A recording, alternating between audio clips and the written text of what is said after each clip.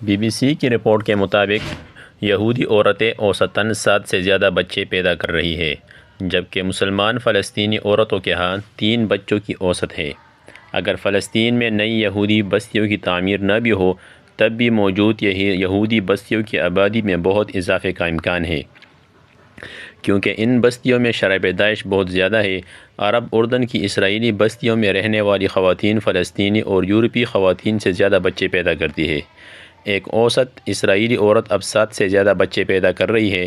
اسرائیل میں پہلے ہی نسبتاً زیادہ شرح پیدائش ہے، جبکہ یورپی یونین میں یہ شرح صرف 1.58 ہے۔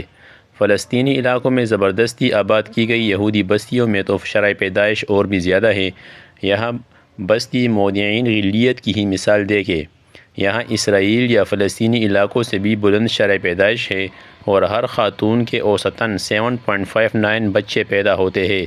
دوسری جانب عرب اردن کے فلسطینی مسلمان پہلے سے کہیں کم بچے پیدا کر رہے ہیں۔ یہاں فی خاتون بچوں کی اوسط صرف 3.2 ہے۔